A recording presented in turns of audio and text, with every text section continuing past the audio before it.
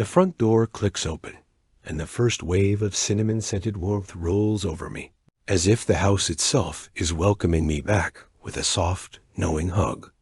I step inside, shedding my coat, and immediately the sound of laughter swirls around the polished hardwood floors, mixing with the faint hum of a jazz record my mother has insisted on playing every year.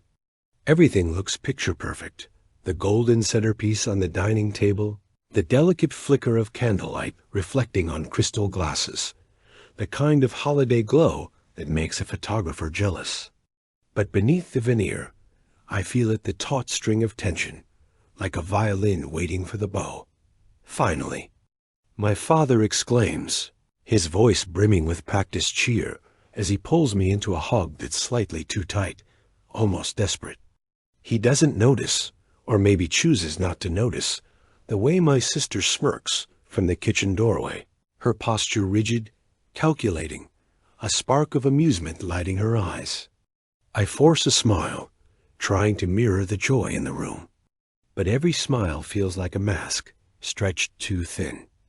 The aroma of roasted turkey and garlic mashed potatoes beckons, pulling me closer to the heart of the gathering.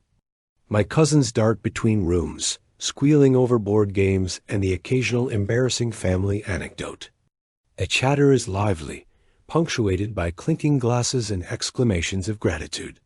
On the surface, it's exactly what Thanksgiving should be, a symphony of warmth, joy, and nostalgia. Yet, I catch the sideways glance of my sister toward me, a look too sharp, too pointed to be mere curiosity. "She's here," my cousin whispers, leaning in with a mischievous grin, as though sharing a secret I'm not supposed to hear. "Who?" I ask, although I already know the answer. My sister's presence is like a shadow stretching across the room, subtle yet unavoidable. Her laughter rings out, light and airy, but it carries an edge, a whisper of superiority I've felt since childhood. She moves through the room with practiced elegance, eyes scanning everyone as if she's assessing them, measuring their reactions. And when her gaze lands on me, the warmth of the room feels suddenly cold. I take a seat at the head of the table, directly across from her. The conversation flows around me like a river, but I feel like I'm watching from the riverbank, detached, waiting for the current to pull me into some inevitable confrontation. My mother fusses over the final touches, smoothing napkins and adjusting the silverware, unaware of the undercurrents I sense, or perhaps choosing not to notice. "You look different," my sister says casually, slicing through the air between us like a knife wrapped in silk. There's no malice in the words, at least not explicitly, but I hear it in the tone, in the cadence, in the barely there pause that follows her statement. It's the kind of observation that's designed to unsettle, to remind me that she notices everything, that she knows things I'd rather keep hidden. Different good or different bad? I ask lightly, keeping my tone even. My heart thunders in my chest, an unexpected rhythm against the polite jazz background. She doesn't answer immediately, and in that silence, the tension stretches taut. "Depends on your definition of good," she finally says, leaning back in her chair with a deliberately casual air. Her smirk is subtle but unmistakable. A shiver runs down my spine, and I know that this Thanksgiving will be unlike any other. Around us, the room hums with conversation, laughter, and the occasional clatter of dishes. But every sound is filtered through the lens of tension that she's crafted. The subtle jabs, the knowing glances toward my father, the faint eyebrow raise when I speak all calculated, all deliberate. I sip my wine slowly, savoring the bitter warmth, and pretend I don't feel the walls closing in. Dinner begins. The turkey is carved with ceremonial precision, gravy poured over each plate as though nothing in the world could ever disrupt the perfect scene. And yet, every bite tastes faintly of conflict. The laughter continues, polite and practiced, but my mind lingers on the nuances I can't unsee. My sister leans close to my cousin, whispering something that makes her suppress a laugh, while shooting me a glance that burns hotter than the candle flames. I focus on the room, on the faces that I've known my entire life, trying to ground myself. Uncle Robert tells the same story he's told every Thanksgiving about his college misadventures, and everyone laughs as though hearing it for the first time. I smile politely, nod, sip my wine again, and feel my pulse tighten whenever my sister shifts her gaze. "You've been busy," she says suddenly, leaning slightly toward me, lowering her voice so that only I can hear. The words carry no judgment, but the weight of them is crushing, laden with implications. My stomach knots. I'm unsure if she's complimenting me or about to reveal some long-held resentment. Before I can answer, my father raises his glass. "To family," he says, his voice rich and warm, but I notice his eyes flicker toward my sister in a way that says he's wary of what's coming next. Everyone echoes him, the clinking of glasses creating a fragile harmony, a temporary reprieve from the tension that coils beneath the surface. I smile, raising my glass, but my thoughts are elsewhere. I remember the past Thanksgivings, the small victories and the subtle humiliations, the silent competitions for attention, for approval, for dominance. My sister has always had a knack for turning ordinary moments into strategic battlegrounds. And tonight, she's already set the stage. The dessert is brought out: pumpkin pie, pecan pie, and a dish my mother has been experimenting with, promising a surprise. As the sweet aromas mix with the remaining scents of the main course, my sister leans back, eyes glinting with something unspoken. The subtle smirk returns, sharper now, like the whisper of a secret waiting to slip out. I glance around the room. No one else seems to notice it, or perhaps they choose not to. My stomach tightens again. I feel the familiar mixture of anticipation and dread, cocktail that has haunted me through countless holidays. And then she speaks, almost casually, as if rehearsed. "You know, it's funny how some people think they can keep things hidden, especially when it's something substantial." The words hang in the air like smoke, curling, twisting, refusing to dissipate. I freeze. Every eye subtly shifts, curiosity piqued, but polite restraint holds them in check. My pulse hammers in my ears. She's not just teasing. She's setting the scene. And I know, with a sinking certainty, that the real Thanksgiving is just beginning. I pick up my fork, cutting into the pie with deliberate calm, forcing my expression into one of casual composure. But inside, a storm is gathering, and I sense that nothing in this room will ever feel the same again. Somewhere between the laughter and the clinking of glasses, I realize that tonight, the perfect Thanksgiving illusion is cracking. And behind the facade, something fierce, raw, and dangerous is waiting to be revealed. The door to the dining room swings slightly with a draft from the hallway, and in that brief movement, I catch her smirk again, knowing, predatory, deliberate. The game has begun, and I'm not sure who will win. The moment I step away from the dining table, the soft hum of conversation fades into a low murmur in the back of my mind.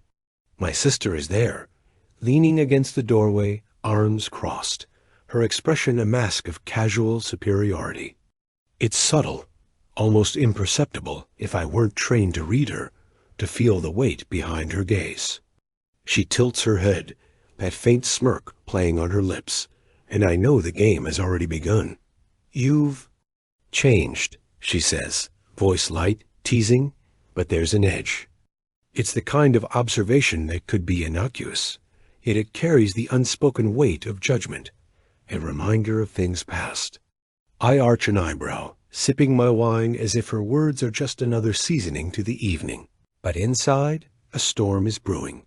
Changed good or different bad? I ask, letting my tone dance between casual and wary. She laughs softly, the sound like silk brushing over steel. "You tell me," she says, leaning forward slightly, her eyes gleaming with that sharp, precise calculation she's always had. It's never just a comment with her. Every word is measured, designed to provoke, to unsettle, to remind me who she believes she is in this family hierarchy. I take a slow breath, trying to anchor myself in the comforting chaos of the party around us. But even amid laughter and the clinking of glasses, I feel the subtle push of her presence, a gravity that draws me into tension I can't quite shake. You remember that little incident last spring? She continues, her tone deceptively light, like a feather brushing against my skin. But I know better. Every word drips with intent. I freeze momentarily, the memory sharp as glass shards, embarrassing, personal, something I'd long buried. My pulse quickens, and I force a measured laugh, hiding the flicker of unease. Oh, that? I say, forcing casualness into my voice. I suppose some memories are better left in the past. Her smirk widens imperceptibly. Oh, I don't know. Some things are far too entertaining to forget. She tilts her head, eyes narrowing just slightly. The classic little spark of mischief that has haunted my most private moments since childhood. The room feels suddenly smaller. Every glance from her is a calculated dart. Every chuckle she lets slip, a trap for me to stumble into. I feel the familiar twinge of sibling rivalry, that old, twisted dance of admiration and competition that has shaped years of our relationship. I swallow hard, telling myself I won't let her unsettle me, yet the tension coils tight inside my chest. You always did think you could outshine everyone, she adds, voice dripping with mock praise, even if it meant stepping on toes. Her smirk now carries a sharp edge, like glass catching the light. I feel the prick of resentment, the buried memories of childhood comparisons and unspoken judgments. I don't think anyone's trying to compete tonight, I reply, keeping my tone calm, controlled, even as my heart pounds like a drum in my chest. I can't let her see how deeply she affects me, how every word, every glance is designed to provoke a reaction. She tilts her head again, studying me with that uncanny ability she has to read exactly what I'm hiding. Sure, she says lightly. Of course. The words are casual, but the implication is heavy, like a stone slipping into water, causing ripples beneath the surface. I glance toward the kitchen, where our parents are laughing over some minor disaster involving the mashed potatoes. It's a comforting sight, a reminder of the warmth that exists beneath all this tension. But even as I try to focus on them, my sister steps closer, closing the space between us by mere inches. And suddenly, the warmth feels like a spotlight, exposing every vulnerability she can sense. You know, she whispers, leaning just enough for her words to tickle my ear. Sometimes I wonder why people keep secrets, especially when they're substantial. The breath of her words lingers, a soft taunt wrapped in silk. My fingers tighten around my wine glass. The room, with all its laughter and comfort, seems to fade, leaving just her, me, and the unspoken challenge hanging between us that I force a laugh, a short, brittle sound. Some secrets aren't meant for public discussion, I say carefully, matching her calm, but keeping my inner tension tightly coiled. Her eyes glint, the smirk never leaving her lips. Ah, but the temptation. She pauses just long enough to make my stomach knot. Is always delicious, isn't it? The way she says it, I can feel the weight of years of sibling rivalry, the subtle jabs, the constant measurements, the invisible scales she uses to weigh me against her own desires and successes. And yet, beneath that spark of antagonism, I can't deny a strange thrill. It's a dangerous game, but there's an intimacy in it, a recognition of a shared history that binds us even in conflict. I take a slow breath, steadying myself. Some things are better judged quietly, I reply, voice firm. But even as I speak, I feel the pull of her presence, a magnetic tension that neither of us can ignore dot around us. The room continues in its polite chaos, forks scraping against plates, the murmur of conversation, the occasional burst of laughter. Yet all of it is a backdrop, a stage set for the unspoken duel unfolding here, in these inches of space between us. I realize that no amount of polite conversation or festive decor can hide the undercurrent of jealousy, the lingering resentments, the intricate dance of competition and affection that defines our relationship. She shifts slightly, letting the smirk soften, almost imperceptibly. "I suppose some things are unavoidable," she says, her voice lighter now, teasing but less sharp. There's a trace of warmth, a fleeting acknowledgement that beneath the rivalry, there's a bond forged in years of shared memories, even if tangled with resentment. I nod, feeling a flicker of that connection. For a brief moment, the tension eases, and I remember why, despite everything. I've always been drawn into her orbit. She knows me in ways no one else does, sees the hidden layers, the carefully guarded corners of my soul. And yet, the storm hasn't passed. It's merely paused, waiting for the next move, the next word, the next hint of leverage. A soft laugh from across the room draws my attention. One of my cousins has accidentally spilled cranberry sauce on the floor, and the commotion pulls both of us out of our private tension. We exchange a glance, an almost imperceptible acknowledgement of our silent duel. Before I turn back toward the mess, forcing my composure into something normal, something expected, but I feel at her eyes on me. Tracking, calculating, always measuring. The games she plays are far from over. And deep down, I know that tonight, beneath the surface of polite conversation and holiday cheer, she has already set the pieces in motion. I can feel the trap closing, delicate and inevitable. Her final glance, a casual flick of the eyes as she returns to the group, carries a promise. She is not finished. And neither am I. The room buzzes with the soft murmur of conversation, punctuated by the occasional clink of glasses and the noisy laughter of relatives who haven't yet noticed the tension simmering beneath the holiday cheer. I pick up my glass, feeling the smooth weight of crystal in my hand, and take a slow sip of wine, trying to anchor myself. Everything feels normal, the kind of scene that photographers capture in perfect lighting, but I sense the undercurrent, the invisible strings pulling taut. Then she stands. My sister, poised, elegant, her smile like a carefully sharpened blade. Every eye in the room shifts toward her. The chatter dies down slightly, a collective sense of curiosity and anticipation settling in. She raises her glass in a way that seems casual, but there's something deliberate in the tilt, a precision that announces she has something important to say. To family, she begins, her voice smooth, almost musical, drawing everyone in. And to secrets that sometimes tell more than we'd like. A ripple of polite laughter spreads, but there's an edge and undercurrent of tension I can feel coil around my heart. I tighten my grip on the glass, forcing calm into my posture, trying to project serenity even as a storm brews inside. I've always admired people who are resourceful, she continues, her eyes flicking toward me, glinting with that subtle spark of mischief and challenge that has defined our sibling battles for years. My stomach twists. I feel a cold shiver run down my spine, a mixture of fear and anticipation. Can some of us, she says, voice dropping slightly, have a knack for keeping certain details quietly tucked away? Her gaze is piercing now, unwavering. I sense the entire room leaning forward without even realizing it, ears and attention glued to her words.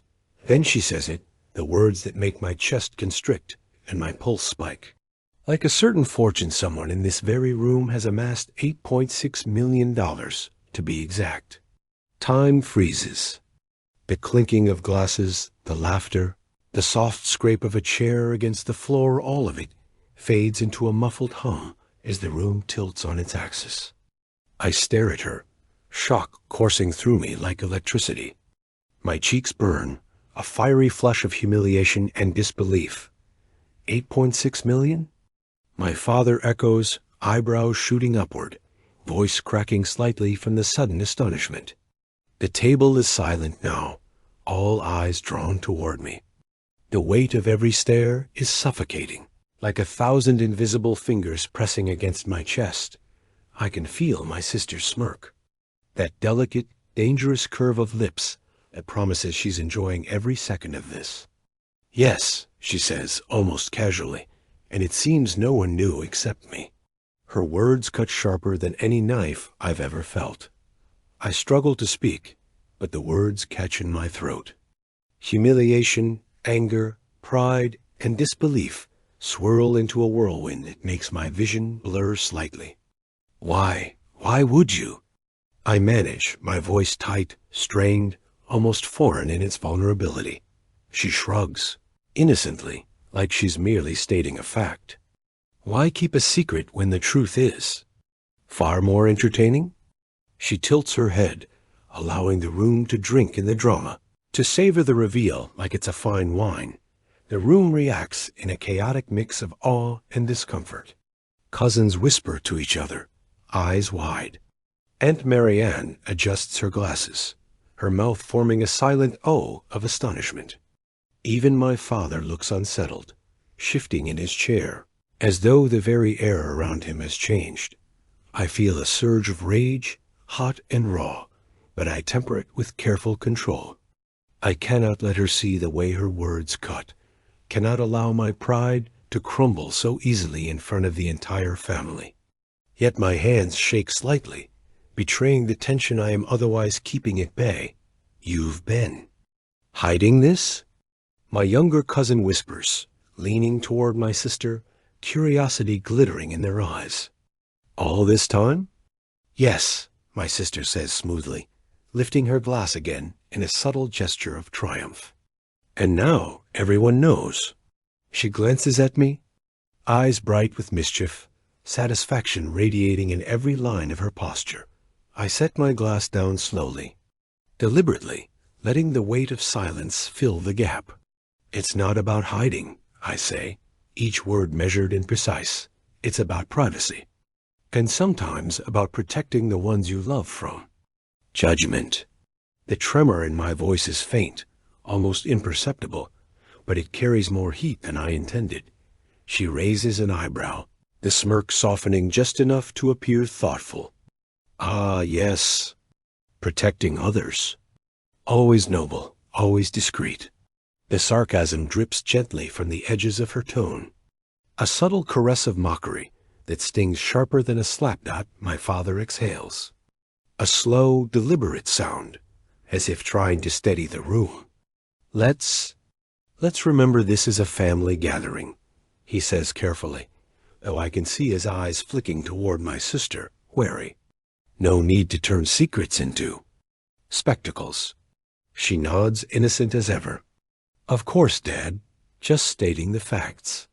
And with that, she returns to her seat, leaving a trail of tension that seems to linger like smoke in the air, curling into every corner of the room. I sit there, heart pounding, staring at the remnants of my composure. My mind races, replaying every word she said, every glance that preceded it. Pride clashes with vulnerability in a furious storm inside me, and I realize that tonight, the delicate balance of family reputation has shifted, teetering on a knife's edge. I glance around the table. Some faces are awestruck, some quietly uncomfortable, others subtly amused. No one speaks, as if the revelation has frozen the room in collective disbelief. And yet, amid the chaos of emotions, a strange clarity begins to form inside me, a resolve that perhaps the exposure of this secret, as mortifying as it is, carries with it a hidden power. The wine glass in my hand feels heavier now, and I grip it firmly, letting my knuckles whiten. I know that I can't allow this moment to define me. My sister may have revealed what I wanted to keep private, but I can control what comes next. I can dictate my response, reclaim my dignity, and perhaps even turn the game in my favor. Yet, even as I feel the first sparks of determination, the room hums with unspoken tension. My sister smiles again, subtle, victorious, as though she knows the storm she's unleashed. And I can't help but feel enthralled. The tension between us, the clash of pride and rivalry, feels like a dangerous spark waiting to ignite. The family chatter resumes slowly, hesitant, punctuated by the soft scraping of chairs and the distant clatter of cutlery. Yet beneath it all, I sense the quiet undercurrent of challenge. A silent declaration that this holiday will be remembered, not for the turkey or the pumpkin pie, but for the revelation that changed everything.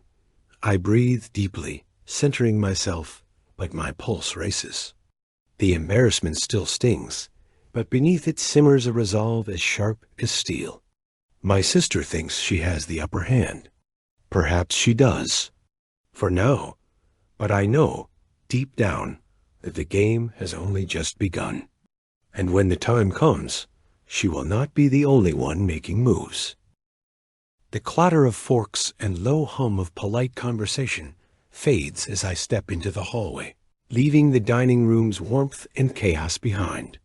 I close the door softly, letting the sound of my heartbeat fill the space, echoing off the polished walls like distant thunder. Alone, I lean against the frame, my mind a swirl of anger, embarrassment, and disbelief. The revelation my fortune, my life's work laid bare for the family to judge. My sister's smirk, sharp and deliberate, replays endlessly in my mind. I take a deep breath, trying to anchor myself in something solid. The hallway is dim, illuminated only by the soft amber glow of the sconces. Shadows stretch along the floor, long and wavering, like the tendrils of doubt that have crept into my chest. I run a hand through my hair, feeling the tension in my shoulders, the tight knot of humiliation lodged deep inside. The betrayal stings, sharper than I anticipated, not just because she revealed my secret, but because she did so with that casual, effortless charm that makes her so infuriatingly formidable. Every whispered laugh, every pointed glance from earlier, now feels like a meticulously aimed arrow. And yet, as I stand there, alone in the quiet, a small ember of defiance sparks within me. I close my eyes and let the memories drift in. A montage of late nights, sacrifices, and relentless determination that built the life she so carelessly exposed. I remember the evenings spent poring over documents, negotiating deals while others slept, and the countless moments when doubt threatened to swallow me whole. This fortune, this success, it was never about vanity. It was about proving to myself, and only myself, that I could rise above every limitation, every setback.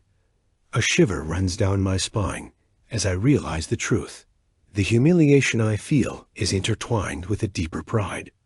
My sister's words can wound, yes, but they cannot erase the years of perseverance, the silent victories that no one, not even her, can ever take away.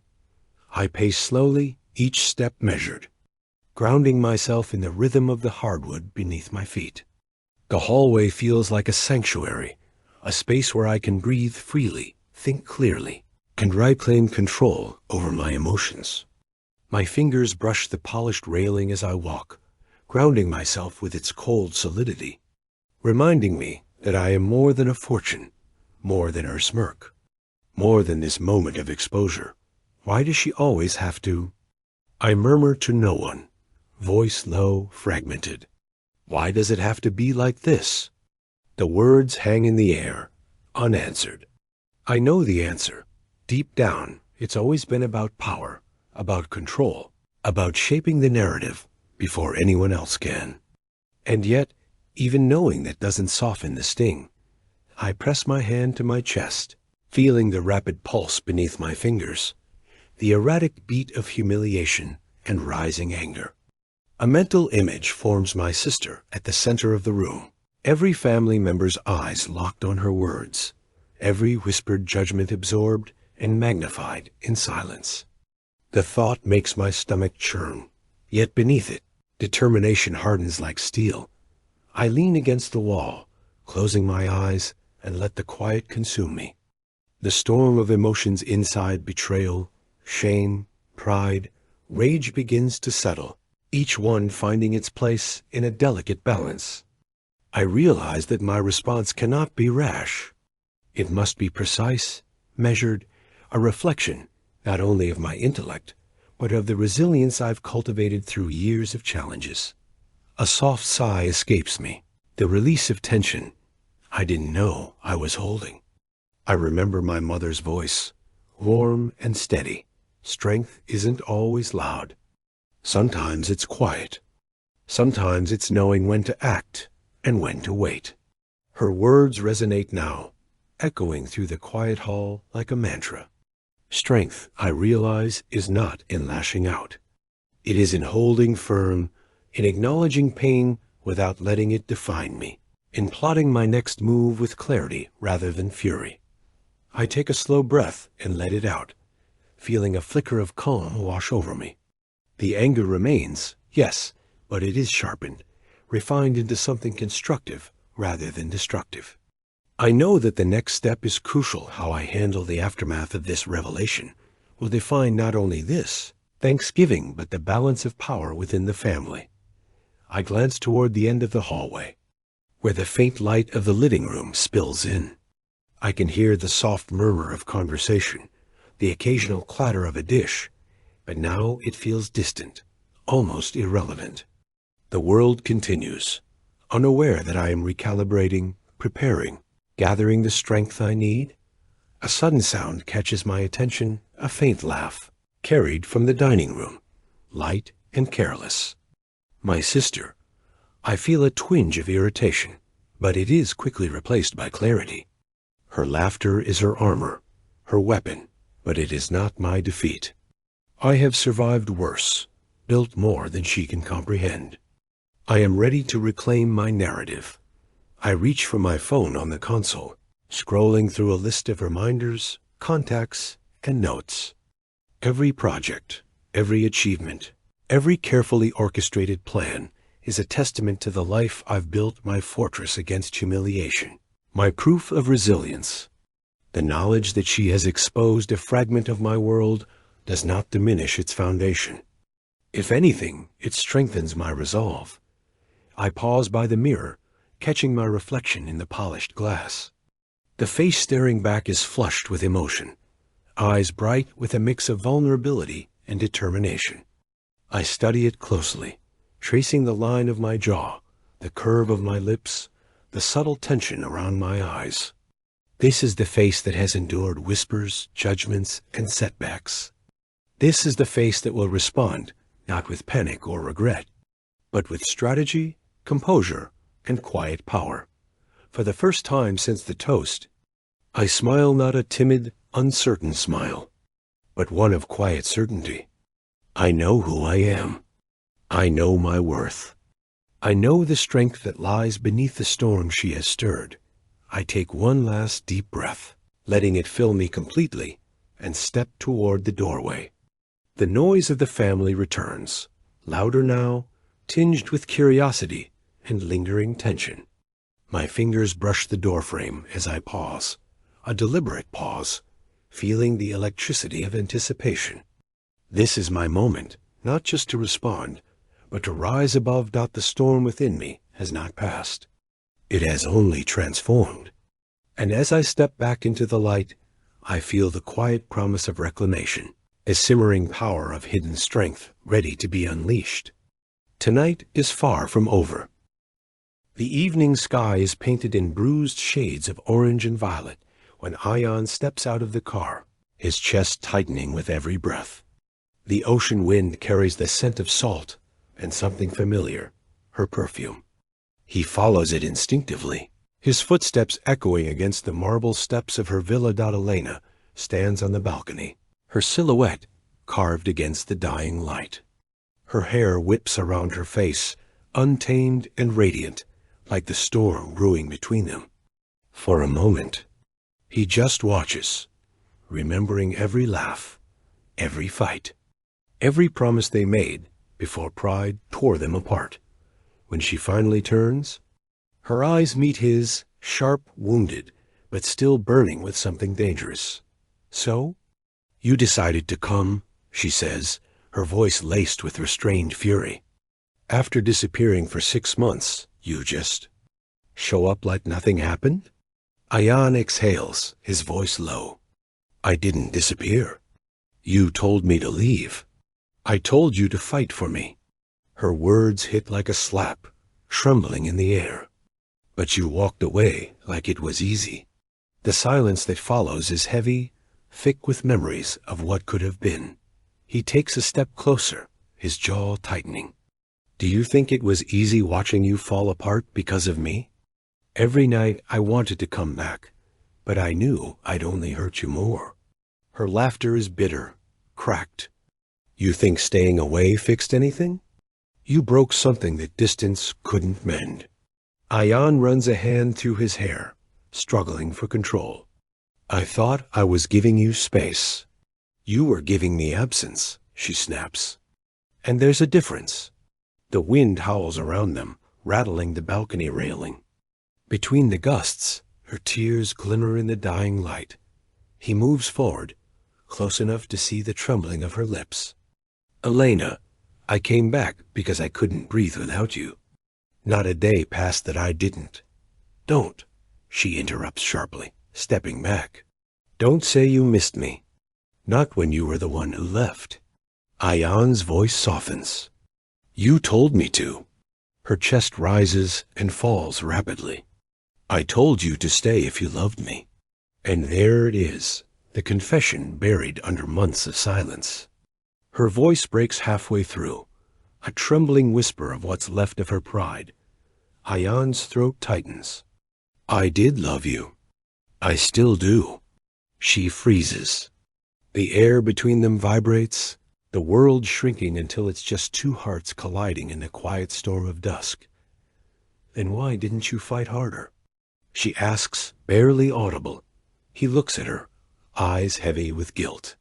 "Because every time I tried, you pushed me away. I thought maybe you were better off without me." Her expression falters, the fire dimming for a heartbeat.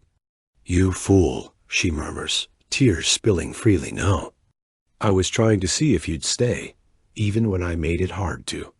Ayan steps forward, hands trembling as he reaches for her. "Elena." She doesn't move away this time. Their breaths mingle, raw and uneven, caught between rage and longing. The ocean roars behind them, waves crashing against the rocks, like applause to a scene too intimate for witnesses. "Do you remember?" he whispers. "The night on the pier? You said love isn't about perfection. It's about staying when everything's broken." She closes her eyes, memories flooding back, his jacket around her shoulders, the salt in the air. The way he looked at her like she was every wish she'd ever made. "Yes," she breathes. "And you still left." His voice cracks. "Because I was broken too." For a moment, neither speaks.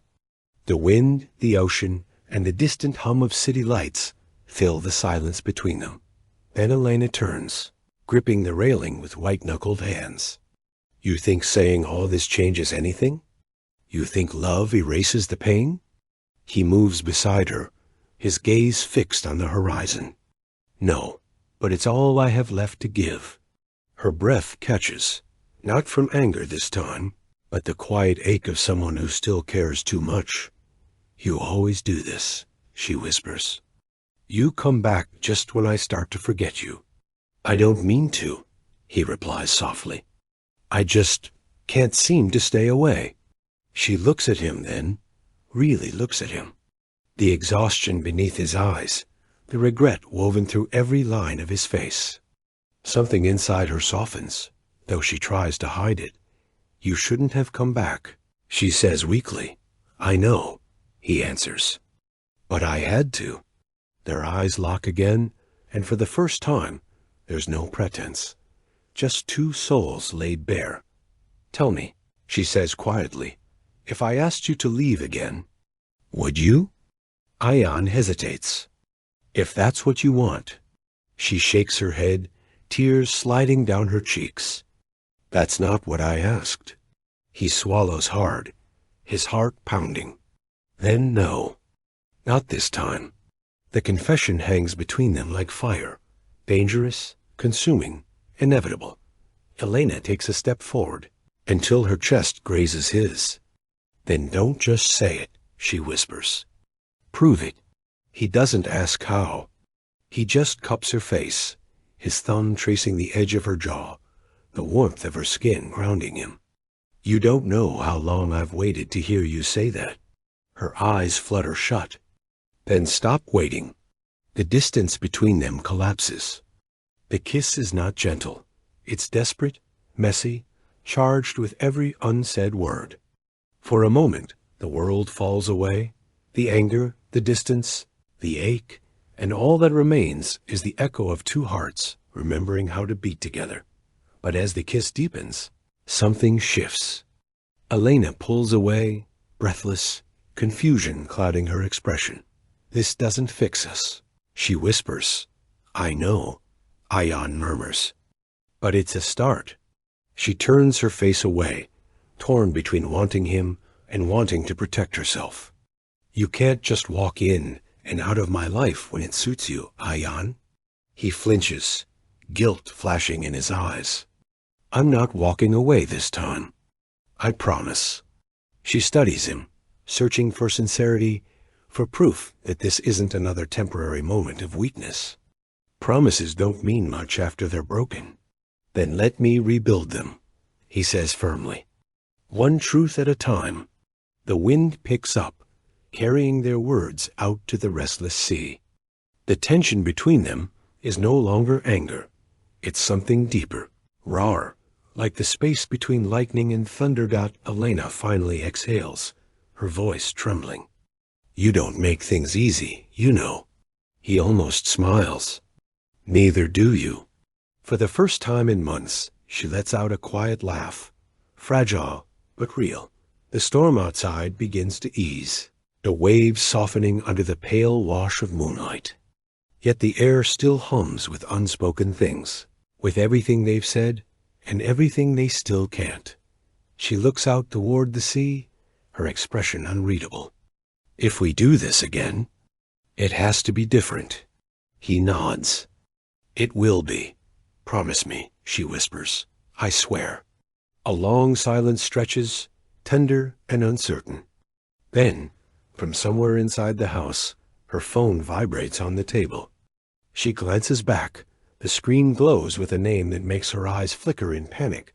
I notices. Who's that? She hesitates. It's someone from before. His chest tightens, but he forces his voice steady. From before what? Before you came back. The air thickens again, the fragile peace threatening to shatter. He takes a step back, his expression unreadable. So that's how it is. Her eyes glisten, torn between honesty and defense. You left me with silence, Ion. I had to learn how to live without you. He nods slowly, the hurt visible in his eyes. Maybe I came back too late. She looks down, voice breaking. Or maybe, right on time. The phone keeps buzzing between them. It sounds sharp as thunder in the quiet night. Neither moves to answer it. The rain doesn't stop that night. It pours as if the sky itself is trying to wash away what happened between them. The kiss, the anger, the truths that cut deeper than lies ever could.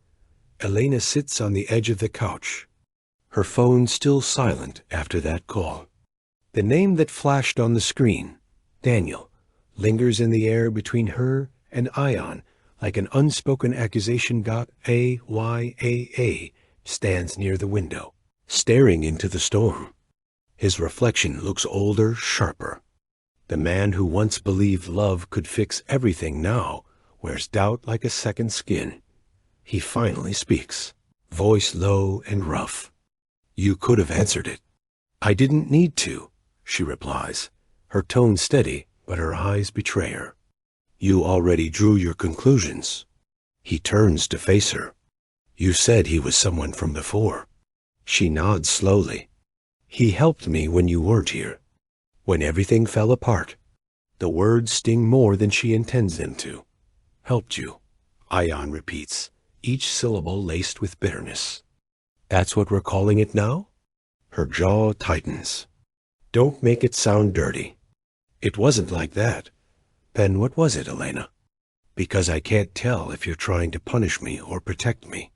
She stands abruptly, frustration radiating from her. You left me in pieces, Ion. Do you think I was supposed to sit here, waiting for you to remember I existed?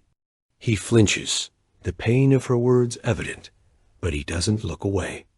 No, but I didn't think you'd move on that fast either. I didn't move on, she whispers. I just survived. The silence that follows is deafening. Rain slams against the windows, lightning flashing through the room, illuminating the storm inside them both. Then the knock comes, sharp, urgent. Elena freezes. Ion's instincts kick in. He moves to the door, cautious when it opens. A tall man stands there, drenched, his coat dripping with rain. He's ruggedly handsome, eyes piercing, expression unreadable. Daniel double quotes, "Hey, why a-ing?" He says evenly, his voice calm but firm. I need to speak with you. Ion's brows furrow. You? Elena steps forward, startled. Daniel, what are you doing here? He glances at her briefly, then back to Ion. We have a problem, and it involves both of you. Ion's guard rises. You think I'm going to trust you just because you show up in the rain? You don't have to trust me, Daniel replies. But you will want to hear this. Elena looks between them, tension twisting her chest. Daniel, what's going on? He exhales, running a hand through his wet hair. Your company's being watched, Elena. And Ion, the project you left behind, it's being used without your consent. Someone's setting you both up. Ion steps closer, his expression hardening. Who's behind it? Daniel shakes his head. I don't know yet, but whoever it is, they're using your fallout, your breakup, as leverage. They're feeding the media false stories, painting you both as liabilities. Elena's stomach drops. That's impossible. The contracts were leaked, Daniel interrupts. Every last one. The color drains from her face. Jan clenches his fists, fury simmering. And you expect me to believe you're just here to warn us out of the goodness of your heart? Daniel smirks faintly. Not exactly. I have my reasons. Which are? He meets Ion's gaze squarely. Because I'm next on their list. Elena takes a step back, eyes narrowing. You're saying whoever's behind this wants all three of us silenced? Daniel nods grimly. And they're already moving fast. If we don't get ahead of them, you'll both lose everything. The room seems to shrink around them. The storm outside feels distant now, a whisper compared to the tension crackling in the air. Ion crosses his arms. So, what's your plan? Daniel hesitates, then pulls a small flash drive from his pocket. This contains fragments of communication I intercepted, names, meeting logs, payments. Someone inside your circle is leaking data. Someone you both know. Elena's pulse races. Who? He looks at her with something close to pity. Your assistant, Maya. Elena staggers back. No, that's not possible. She's been with me for years. Daniel's voice softens. I wish I was wrong. Ion glances between them. Then we don't have time to waste. He moves toward the door, but Daniel blocks him. Not yet. If you confront her now, she'll destroy everything before we can prove it. We have to outplay her. Ion's patience phrase. You're asking me to play games while someone's dismantling our lives? Daniel meets his anger with calm precision. No, I'm asking you to form an alliance. Whether you like me or not, I'm the only one who knows what's coming. Elena steps between them before Ion can respond. Enough. We don't have to like each other, but we do have to stop whoever's doing this. For a long moment, neither man speaks. The storm outside quiets to a drizzle, as if even nature holds its breath. Finally, Ion sighs. Fine, but this alliance doesn't mean trust. Daniel gives a small nod. Trust is earned, not declared. Elena rubs her temples. So, what's our next move? Daniel walks toward the window, glancing at the rain. We start by tracing the money. Every payment Maya processed in the last 3 months. I'll handle the surveillance. Ion, you'll need to access the old project servers. Elena, distract her. Keep her close until we find proof. Elena looks unsure. And if she suspects anything? Daniel's expression darkens. Then we'll know we're right. Ion exchanges a look with Elena. A silent question, a flicker of the bond they once shared. She gives a faint nod, her fear hidden beneath resolve. As Daniel gathers his coat, he pauses at the door. There's one more thing, he says quietly. Whoever's behind this, they're not just after money. They want to ruin reputations, and they've already started spreading rumors about the two of you. Elena's stomach knots. What kind of rumors? Daniel meets her eyes. That your reconciliation wasn't an accident, that you both planned this scandal together. The blood drains from Ion's face. They're painting us as traitors. Exactly, Daniel replies. And the more you fight back, the more guilty you'll look. The words hang in the air, heavy and cold. Finally, Ion speaks, his voice a quiet storm. Then we stop hiding.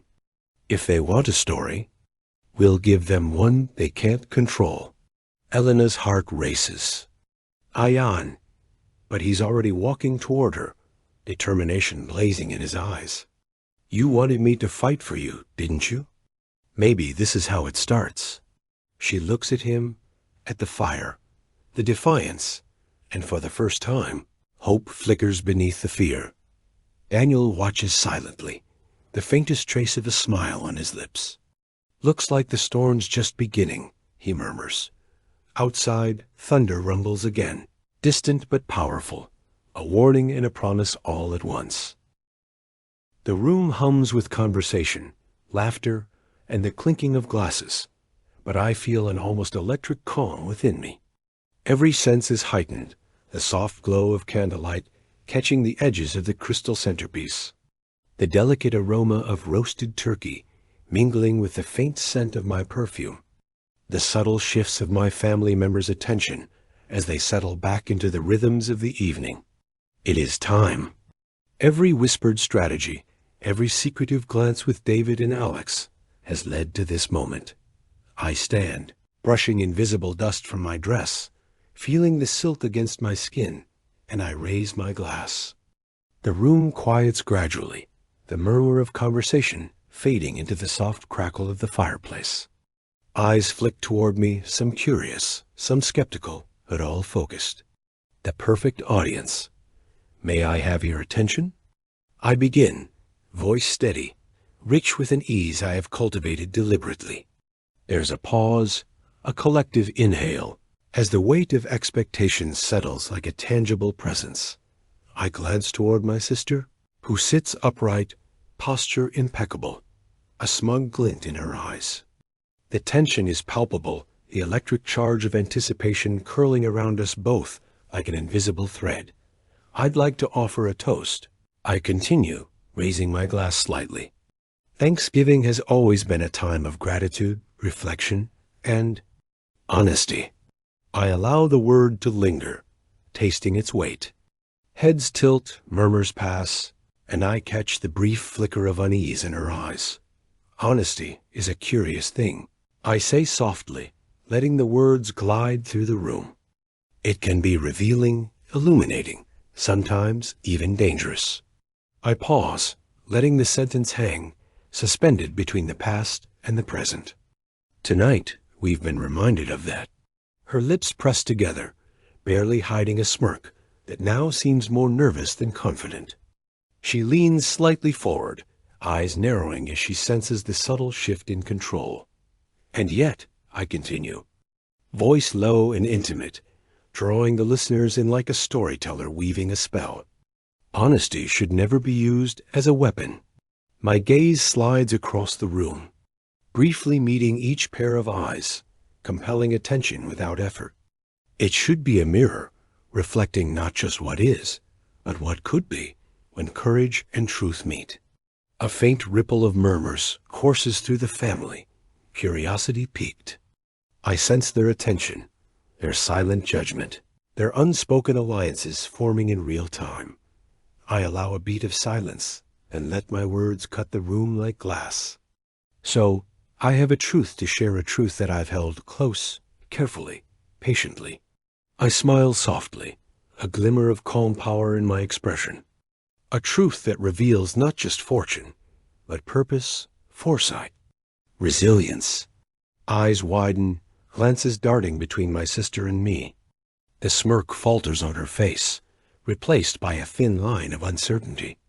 The air is taut, pregnant with anticipation. I am grateful, I say, voice carrying, commanding yet warm, for the opportunities I have created, for the hard work and sacrifices that have shaped me. And because of that, tonight, I want to share a new chapter of my life with all of you, a venture, a project, an impact that will extend far beyond any sum of money. I gesture toward the family's general direction, letting the words settle, letting the suspense build, before revealing the culmination. I have established a foundation, one that will provide scholarships, support families in need, and create sustainable opportunities for generations. And it is named in honor of those who never stopped believing in me. The room freezes, jaws dropping, eyes wide. The shock is palpable, the astonishment almost reverent. My sister's face betrays a flicker of incredulity, her carefully constructed poise faltering just enough to reveal the sting of being outmaneuvered not with anger, but with elegance. The foundation is more than a fortune. It is a statement of integrity, vision, and depth, a revelation that reframes the narrative entirely. I feel the room's emotional tide shift, the balance of power tilting unmistakably. You see, I continue, softening my tone as I lock eyes with her for a brief second, there are ways to be remembered not for what you hide, but for what you give. And that is the legacy I choose. Whispers ripple through the room, some voices tinged with admiration, some laced with envy. My sister's mouth opens slightly, searching for a retort, but nothing comes. She knows she has been bested not by cruelty, but by foresight and grace. Alex's gaze meets mine from across the room, steady and intense. A small, approving nod passes between us, and my chest warms with the quiet acknowledgement of his support. It's subtle, but electric, a spark of something unspoken that lingers even as the room reacts. Uncle David's eyes glimmer with pride, a small smile tugging at the corners of his mouth. Well executed, he whispers quietly, leaning close. His approval is grounding, reminding me that alliances, both expected and unexpected, have guided me to this moment. I take a slow breath, allowing the impact to settle over the room. There is no gloating in my expression, only quiet, unshakable confidence. I have turned humiliation into empowerment, public scrutiny into demonstration of character, and rivalry into revelation. My sister finally speaks, voice tight, almost too calm. I didn't expect that, she admits, a flicker of respect or perhaps defeat passing through her eyes. The smirk is gone. In its place, an acknowledgement of the shift. Yes, I say softly, voice even and warm. Sometimes the most powerful revelations are those we choose to share, not those forced upon us.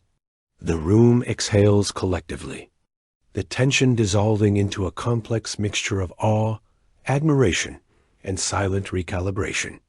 Conversations tentatively resume, but the emotional landscape has shifted irreversibly. Alex steps closer afterward, just as the crowd disperses slightly. "You handled that beautifully," he murmurs, voice low, carrying both pride and something more. His hand brushes mine a fleeting contact, light but charged with unspoken possibility. I smile, heart still racing, aware of the subtle intertwining of strategy, emotion, and connection. It wasn't easy, I confess, but it had to be done. His gaze lingers, unbroken, and I feel the simmering tension between us, an undercurrent of romantic possibility that now feels inseparable from the night's triumph. The house hums with a quiet lull after the storm of revelations. I retreat to the garden, the crisp evening air brushing against my cheeks like a whispered promise. The faint scent of autumn leaves and distant wood smoke mingles with the faint perfume of lingering candlelight from the dining room.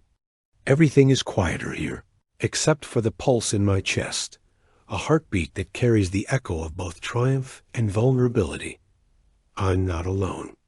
Alex stands a few steps away, hands in his pockets, posture relaxed, yet the tension in his shoulders betrays his awareness of everything unsaid between us. His eyes, steady and unflinching, meet mine, and for a moment, the weight of family drama, humiliation, and strategy dissolves into something simpler, more human. "You needed air," he says softly, his voice barely louder than the rustle of leaves. I nod, unsure how to articulate the mixture of relief, excitement, and trepidation swirling inside me. "Yes," I admit. "I needed a moment to breathe." He steps closer, the space between us shrinking, carrying with it a current of unspoken longing. "I can stay," he offers. No pressure, no expectation, just presence. And in that simple gesture, my defenses begin to crumble. The garden is alive with shadows, the soft glow of lanterns casting golden circles on the stone pathway. I feel the warmth of his proximity like a comforting shield against the chaos inside. Yet, vulnerability coils tight around my ribs. There's a part of me afraid to let him in, afraid that the walls I've so carefully constructed will collapse entirely. "You handled tonight with grace," he murmurs, voice low, carrying a weight that makes my chest tighten. More than anyone expected. I glance down, fiddling with the edge of my sleeve, a nervous habit I never outgrew. "I had help," I say, though my tone lacks conviction. Truthfully, it was my own resolve, sharpened by whispered strategies and quiet support, that guided my hand. But the part of me that wants to acknowledge Alex's role, to admit how deeply his steady presence affects me, remains tethered by caution. He tilts his head, a faint smile brushing his lips. "Help or not, you are magnificent." And he hesitates, eyes searching mine. "And I'm not just talking about the family. I mean, you. The way you carry yourself, even when everything tries to weigh you down." Heat rises in my cheeks, a mix of embarrassment and something more tender, more stirring. The careful armor I wear around most people is irrelevant here. He sees me, and I can feel it deeply, vulnerably. I start, then falter, the words tangling in my throat. Vulnerability is unfamiliar, fragile, and terrifying. I'm not used to being seen like this, I finally admit, voice barely above a whisper. Alex steps closer still, the warmth of his presence enveloping me. "I want to see you," he says, voice steady, sincere. Not the public face, not the armor, not the strategy, just you. Something uncoils in my chest, a flutter of hope and desire I've tried to suppress. My gaze flickers to his, searching for any trace of jest, any signal of insincerity. There is none. Only sincerity and the soft pull of connection that threads through the tension between us. I'm scared, I confess, each word a careful unburdening. Scared that letting someone in means losing control, losing. Everything. He reaches out, hand brushing mine, tentative yet intentional. Letting someone in doesn't have to mean losing control, he says softly, thumb stroking the back of my hand. Sometimes it's about finding someone who makes the weight lighter, who makes the chaos easier to bear. The contact sends a shiver up my spine, and I can no longer deny the yearning simmering beneath the surface desire tempered by uncertainty, curiosity tempered by fear. I take a small, careful step closer, closing some of the physical distance, feeling the magnetic pull of unspoken possibilities. I've always been cautious, I murmur. Careful. I don't know how to just fall. He smiles, a subtle curve of lips that carries reassurance. Then don't fall. Let's walk together, step by step, see where it goes. The simplicity of his words belies their depth, and in that moment, the tension between us shifts from something fragile to something charged with potential. I meet his gaze, eyes wide, heart beating a rapid rhythm against the quiet of the garden. For a long moment, we stand there, hands brushing lightly, breaths mingling with the cool night air. The world inside the house, the scheming, the whispers, the judgments, feels distant, almost unreal. Here, in the quiet, intimacy grows quietly but insistently, like a vine climbing towards sunlight. I want to trust, I admit, voice trembling slightly. But it's hard. Alex steps closer, bridging the remaining distance. Trust isn't easy, he says, voice husky. But it's worth it when you find someone who respects the heart they've been given. Someone who won't exploit it, but honor it. A delicate shiver runs through me, and I feel my walls begin to dissolve, not in surrender, but in recognition that connection real, tender, and slightly terrifying is as vital as any strategy or triumph. The lanterns cast flickering light across his face, highlighting the subtle intensity of his gaze. I am drawn to it, and I feel an ache, a pull that is both terrifying and exhilarating. Our fingers entwine finally, a gentle, deliberate contact, carrying more unspoken emotion than either of us dares to voice. I've wanted this, he whispers, almost against my lips. This closeness, this moment. I inhale sharply, heart in my throat, mind racing, yet calm in a way that surprises me. I've wanted it too, I confess, a tremor in my voice betraying the depth of my emotions. But my voice falters, uncertainty threading through the admission. But? He prompts gently, eyes unwavering. But I don't know if it's safe, I admit. With everything going on. With my family, with all of this. I gesture vaguely toward the house, toward the tension that lingers like smoke. I don't know if I can let someone in completely. He smiles softly, brushing a stray strand of hair from my face. You don't have to let anyone in completely, he says. Just let me be here. Let me be a part of the moments you allow. That's enough for now. A quiet warmth spreads through me, a subtle thrill mixed with relief. The fear, the hesitation, the longing, all of it condenses into a fragile, tender promise between us. The night stretches around us, infinite, alive with possibility, and in that stillness, the first threads of romance, trust, and desire weave themselves into a delicate, unforgettable tapestry. The morning after feels like a fragile echo, a fragile hush over the house that has yet to recover from last night's revelations. Sunlight filters through the half-drawn curtains, casting long, golden slats across the polished hardwood floors. In the kitchen, the scent of coffee mingles with the faint remnants of turkey and pie, a reminder of yesterday's chaos. The laughter that masked tension, and the subtle tremor of shock that lingered long after toasts were made. I move quietly through the space, careful to avoid the watchful eyes of my sister, who lounges with a newspaper in hand, eyes flicking up periodically to gauge my reaction. Her posture is calm, but there's an underlying tension, a taut string ready to snap. She may be composed on the surface, but I sense the storm beneath, a mix of grudging respect and unspoken irritation. David appears from the hallway, a faint smile tugging at the corners of his mouth. "Morning," he greets softly, voice steady but warm. He carries a tray with coffee cups, the subtle gesture both grounding and comforting. He knows the family's turbulence, understands the careful balance of pride and vulnerability that shapes our interactions. "Morning," I respond, accepting the cup with a nod. The warmth seeps into my hands, anchoring me to the present. I take a slow sip, savoring the rich bitterness that contrasts sharply with the sweetness of the night's victories. "You did well yesterday," David says quietly, as though our conversation must remain confidential.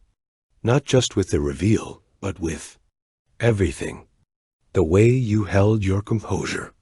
A faint blush rises to my cheeks, tempered by a flicker of pride. "Thank you," I murmur. "It was necessary." He nods, understanding the unspoken weight behind my words. "And sometimes," he adds, "necessary doesn't mean easy." I glance toward my sister, who folds the newspaper and sets it aside. "You've made quite an impression," I say carefully, letting the words land without malice. "Not just with the family, but with everyone." Her eyes flicker, a mix of irritation and begrudging acknowledgement. "I suppose," she replies, voice measured. "It seems you've outmaneuvered more than I expected." The air between us is delicate, threaded with past grievances, silent rivalries, and a cautious respect now emerging from the chaos. We are no longer adversaries in the same way, not entirely.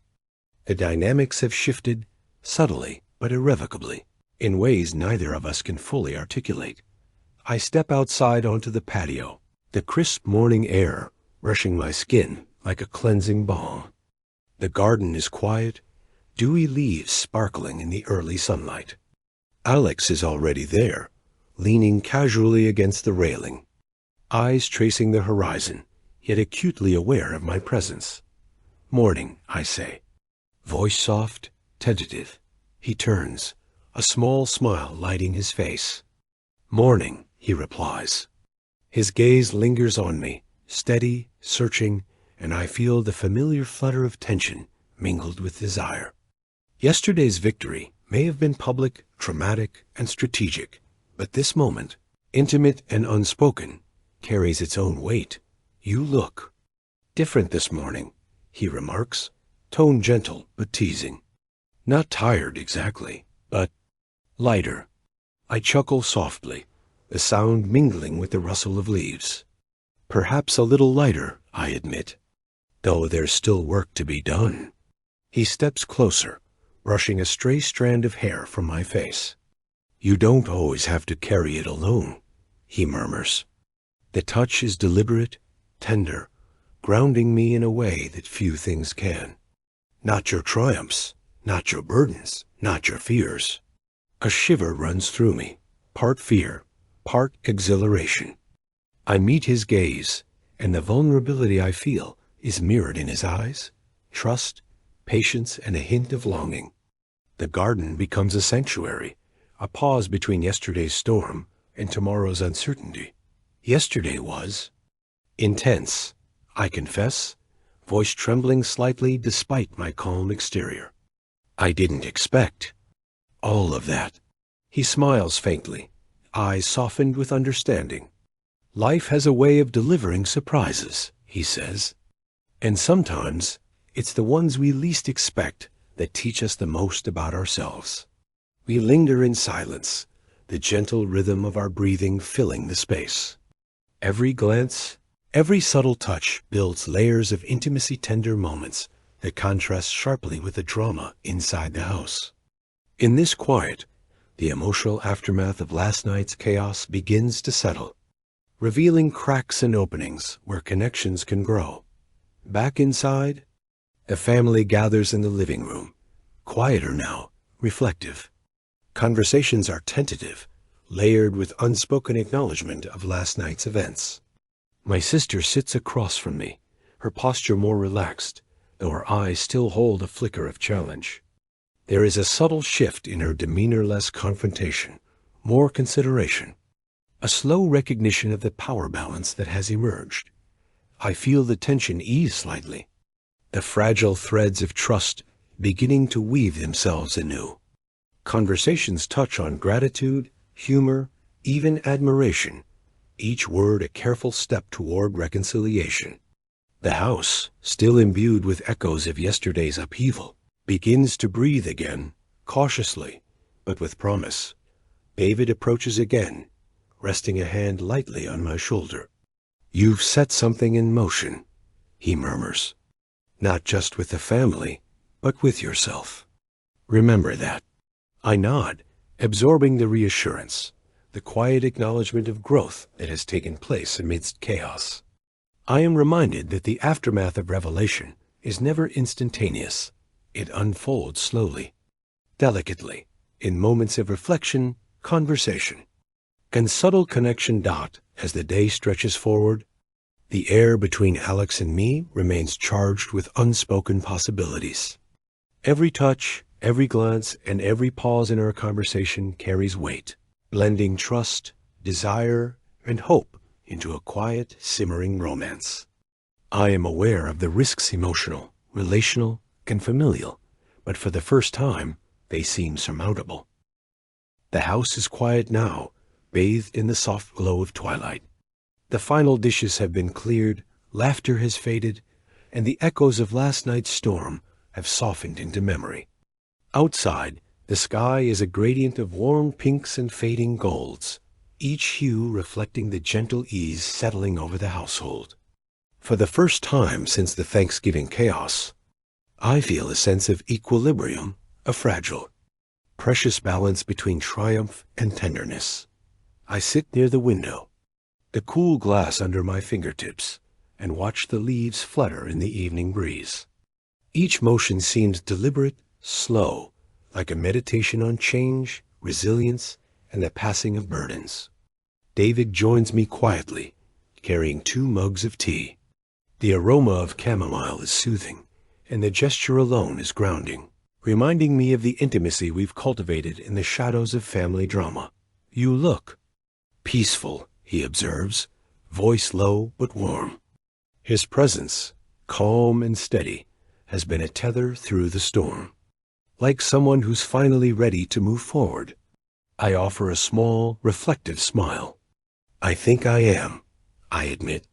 The chaos forced me to see things clearly. About myself, about family, and about us. His eyes soften, a faint light of hope and longing glimmering in the dusk. "Us?" He repeats, carefully, as if savoring the words before speaking them aloud.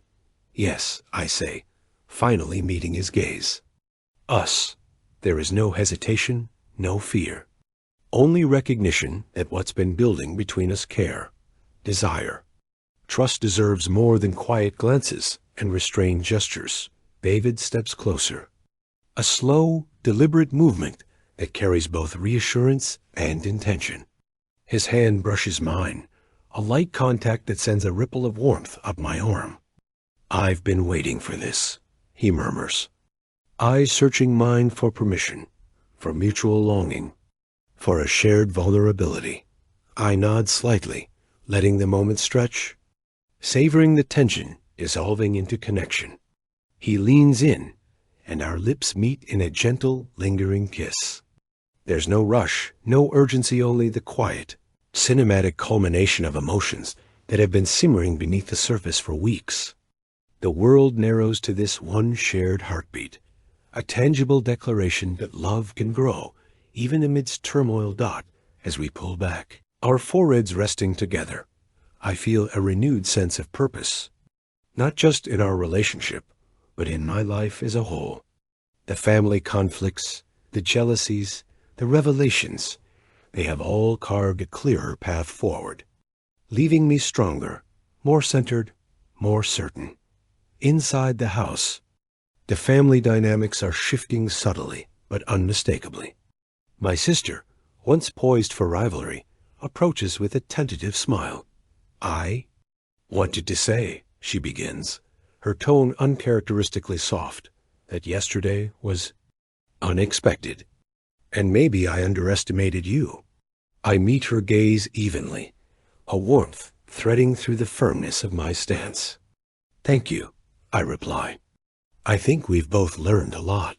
There is no gloating, no resentment, only a quiet acknowledgement of growth and the fragile beginnings of reconciliation. She nods, and for a moment we share an unspoken truce, the weight of old grievances lightened by mutual understanding. It's a subtle but profound shift, the recognition that family is not just about power or pride, but about the bonds that endure. Even through conflict, dinner tables cleared, rooms tidied, the last flicker of tension seems to dissolve. The house breathes with calm anticipation of the next chapter, a subtle reminder that life, much like love, is an ongoing story with evolving rhythms. I step outside once more. The night sky above vast and velvety, speckled with stars. David follows, silent but present. Together, we walk along the garden path, the crunch of leaves beneath our feet echoing softly in the stillness. There's a comfort in shared silence, a promise in every step taken together. "Do you ever think about the future?" I ask, voice barely above a whisper. He smiles, eyes reflecting the starlight. "Every day," he confesses. "And I see it. With you. Every choice, every risk, every quiet victory, we navigate it together." I stop, taking his hands in mine. "Then let's promise to do that," I say, feeling the weight and sweetness of commitment settling between us. No more shadows, no more half-truths, no more holding back. Together. His gaze deepens, unwavering, and he nods. "Together," he echoes. And in that single word, the emotional tapestry woven through weeks of tension, revelation, and tender moments finally unfurls into clarity. Connection and hope. The wind carries a faint scent of autumn, earthy, crisp, alive with possibility. It brushes against my skin, whispering that endings are often beginnings in disguise. That love and family, once tested, can emerge stronger, more resilient, more luminous. We linger there for a long moment. Hearts synchronized, bodies close, words unnecessary. The soft glow of lanterns lights our faces, casting gentle shadows that dance across the garden like echoes of the past and promises of tomorrow. Even as the night grows deeper, a sense of completion pervades, not perfection, but resolution. The storm has passed, leaving a quiet, steadfast warmth in its wake. I breathe deeply, savoring the moment, knowing that this Thanksgiving, unlike any before, has reshaped the landscape of both my heart and my home.